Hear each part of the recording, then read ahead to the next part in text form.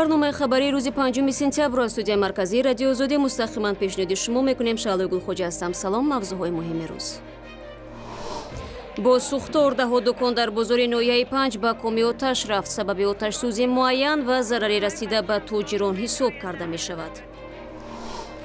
چرا شاهمراد کاوراکов برادرش را به مقامات امنیت نویه دنغره تسلیم نمود؟ مایل 10 سالم با گناه شتگی باشد ترماده میبروه میویا. هر وقت میرم خبر میگیرم اوتا اوچا میره و گوداکوش خط خبر گرفته است. او سوندا نابود میشید. گورشم خبر نمیدونستیم. زندگیشم.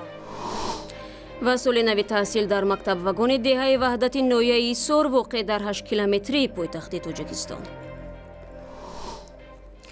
امروز در مکتب رقم 1 شهرک ایوانتیفکا ولایت مسکو در پی حمله مسلحانه یک نابالغ 4 نفر مجروح شد. در این باره وزارت امور داخلی روسیه خبر داد. حادثه در داخل صنفخانه رخ داده. گمانبر احتمالی شاگرد صنف نهم همین مکتب است. حملهگر احتمالی بازداشت و به اداره پلیس انتقال یافته است. او در استفاده از نارنجک دودزا و سلاح پنوماتیکی متهم می شود. جزئیات بیشتری حادثه در وبسایت ما گذاشته شده است. صبح امروز سوختار در بازار مرکزی نویه 5 ولایت ختلان 10 دکان را نابود ساخت. چندی از کاربران رادیو آزادی از محل حادثه نوار و عکس سوختار را فرستادند که در آنها دیده می شود بعضی از دکان‌ها به خاکستر مبادل شدند. مقامات نویه میگویند حالا سبب سوختار و خسارات رسیده به تاجران بازار و کمیسیون مخصوص تحقیق و حساب میکند. از اول امسال این بار چهارم است که بازارهای تاجیکستان آتش میگیرند. چون این سوختار در ماه‌های گذشته در بازار دهنه شهر کلوب، نویه فرخور و کاروان دوشنبه به عمل آمده دکان‌های زیاد را به کام خود کشید و تاجران را برای مدت به جای کار گذاشت.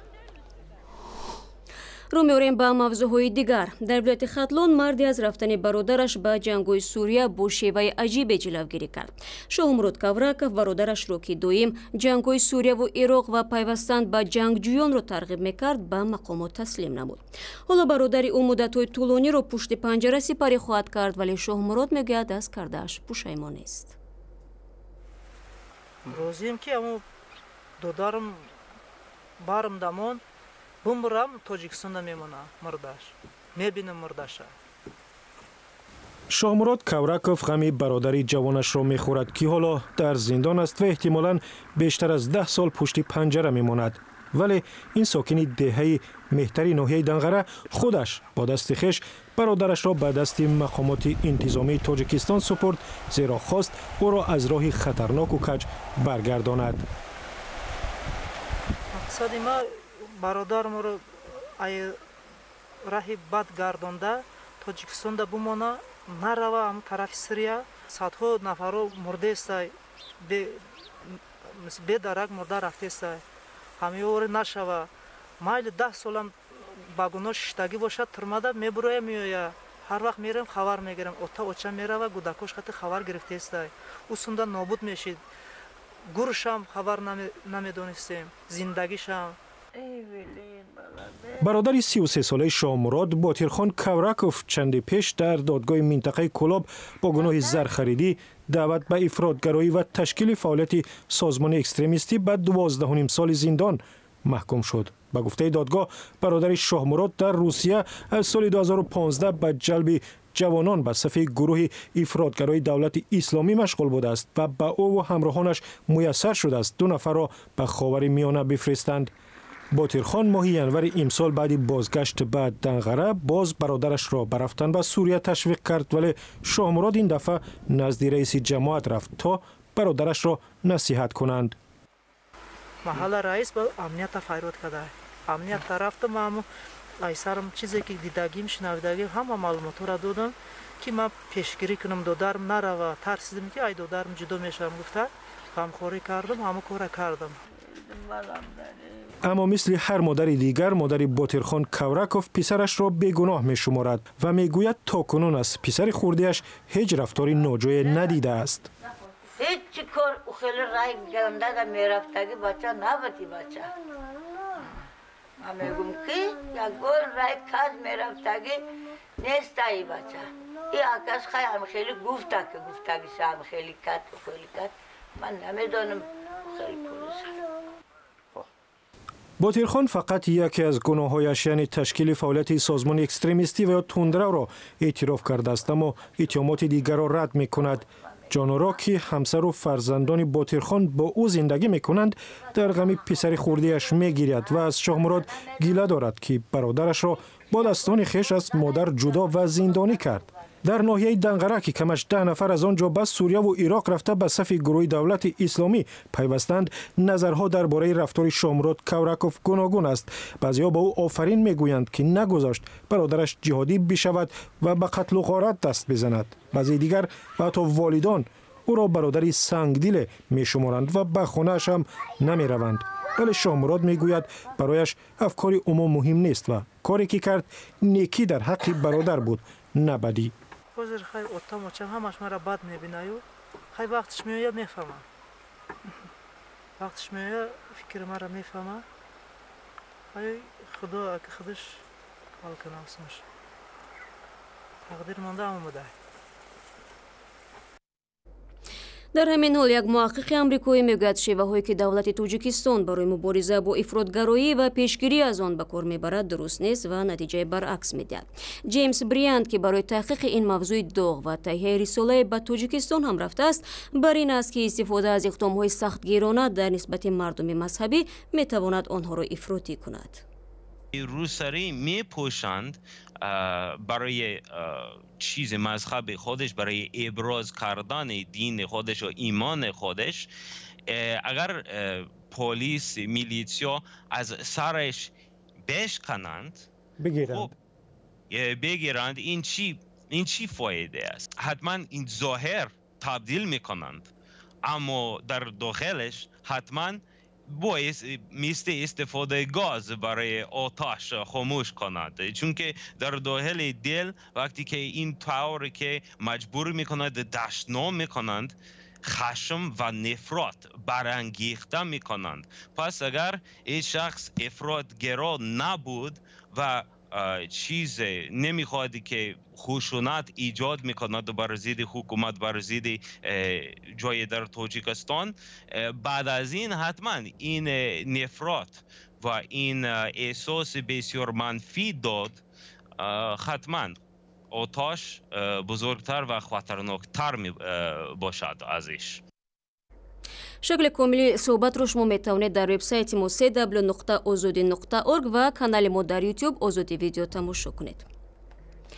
خشونت علیه مسلمانان روهینجا در میانمار باعث به افزایش اعتراضهای جهانی شده است. از جمله سران کشورهای اسلامی گفتند که سازمان ملل متحد طلب خواهند کرد که در رابطه با کشتار بیش از 400 مسلمان در ماه گذشته اقدام کنند.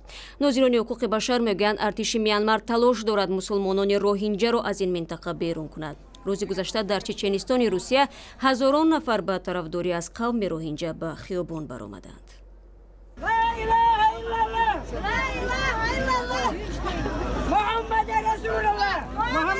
روز دوشنبه ده‌ها هزار نفر با هدف حمایت از مسلمانان میانمار در شهر گروزنی جمع شدند. در شبکه‌های اجتماعی نوار این گردهمایی اعتراضی در مرکز مأموری جمهوری چچنستان روسیه نشر شده است که در آن جمع آمدگان مقامات میانمار را به نسل کشی متهم می‌کنند.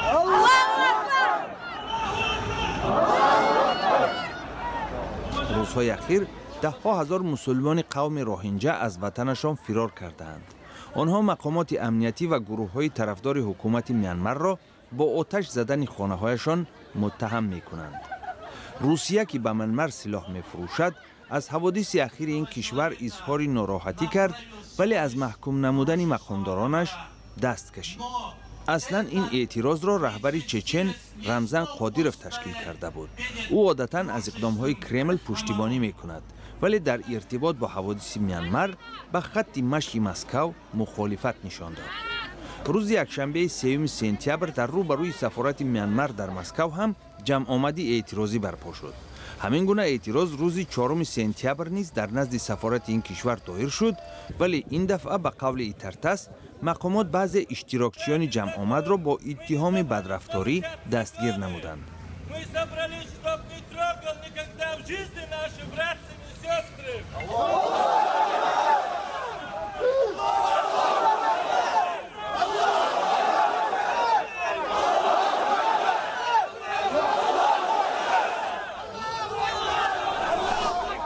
бармегардем ба тоҷикистон. сокинони деҳаи дар ноҳияи Ҳисор шикоят доранд, ки фарзандонашон маҷбуранд дар шароити тоқатфарсои вагон дарс бихонанд.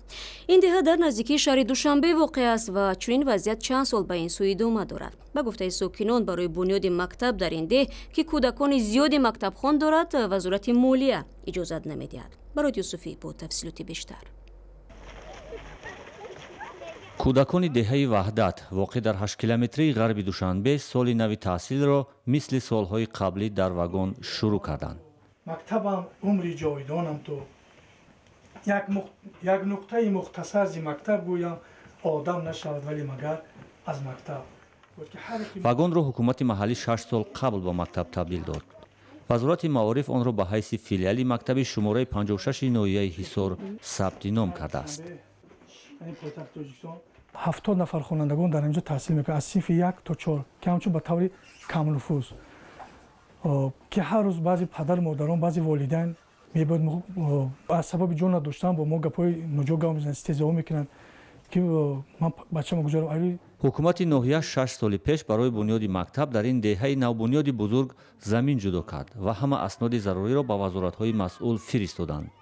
вазорати маориф иҷоза дод дар деҳа мактаби калон сохта шавад, аммо вазорати молия аз пуштибонии тар худдорӣ кардааст. мегӯяд боғи 15-солагии истиқлолияти давлати ҷумҳурии Торкистон, ки дар шаҳри Ҳисор воқеъ аст, 17 миллион сум мега аз соли 2014 пардохт кардагӣ нест. аз ҳамин сабаб мега мо дода наметавонем, то хоҷагӣ пардохт накунем, мега мо ҳамчун дода наметавонем. дар вазорати молия мегӯянд бар асоси муқаррарот амал карданд. дар вагон мактаби деҳаи ваҳдат ҳамаи кӯдакони синфи якуми сокинони деҳа бо таҳсил фаро гирифта наметавонанд, чунки ҷой надоранд. ина ай сабаби ҷо набудан дигар намеша набошам. қариб 30 нафар зиёд ози хонандаи синфи 1 бояд қабул кунанд, не ки иҷа ҷавобгӯ 17 нафар аст. ина 13 таъбе мо ҷавоб додем. мактаби наздиктарин ба деҳаи ваҳдат ҳудуди 7 километр аст. кӯдакон маҷбуранд, ки барои идомаи таҳсил ба мактабҳои наздиктарин раванд, ки боиси нигаронии волидайн аст. то омадани ваёя ман хавотир шуда меистам. ҳамчун модар чиба ки ин раҳи дурмадароза рафтан, ин аз ду раҳи мошингузар аст мегузаранд. хафу хатар аст. як вақто мебиём мегӯям оча мошин тез гузашт, тарсидем, пиёда рафтем, мебиём почаҳамон дар кард, мегӯянд ха чӣ кор кунам, шароит нест, охи дигар куҷо монам ки таҳсил кунам фарзандон. деҳаи ваҳдат 700 хоҷагӣ ва 4000 аҳолӣ дорад. деҳа тақрибан 10 сол пеш бунёд шуд ва шумораи кӯдаконаш ҳар сол меафзояд. сокинони деҳа умедворанд касе ба додашон мерасад ва фарзандонашон ҷои дурусти таълим пайдо мекунанд. орзуе ки маълум нест кай амалӣ мешавад.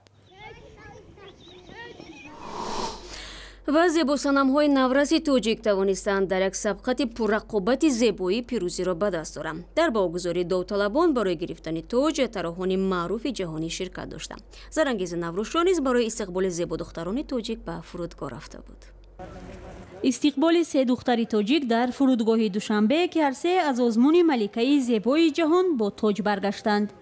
дар озмун, ки рӯзи 3 сентябр дар шаҳри Остона хотима ёфт, зебосанамҳои наврасу калон аз кишварҳои Осиё ва иттиҳоди давлатҳои мустақил ширкат доштанд. Амалият Ҷураеваи 13-сола дар бахши зебосанамҳои наврас мақоми топ моделро соҳиб шуд. нозанин Азимоваи 7сола аз хурдсолтарин ширкаткунандаи озмун буд ва ҷои савумро гирифту бо нишони биринҷӣ баргашт. ба гуфтаи моделҳои тоҷик, рақобат сахт буд, аммо онҳо тавонистанд ки бо ҷоиза баргарданд. озмуни маликаи зебоӣ ҳамасола дар кишварҳои мухталифи дунё баргузор мешавад. ба гуфтаи масъулини мактаб ва студияи Новая эра, ин соли дуввум аст ки духтарони тоҷик аз ин озмун бо нишони тилло ва ҷоиза бармегарданд. Зарангези Наврӯшо гузориш медод ва бо умеди хабарҳои хуб барномаи имрӯзро анҷом медиҳем. Хабару гузоришҳои бештар дар сомонаи мо озодӣ.орг, саҳифаҳои вижаи мо дар шабакаҳои иҷтимоӣ ва озодӣ видео ютуб қобили дарёфт аст. ташаккур, ки моро ҳамроҳӣ мекунед. барори кор ва худо нигаҳдори ҳар яки шумо.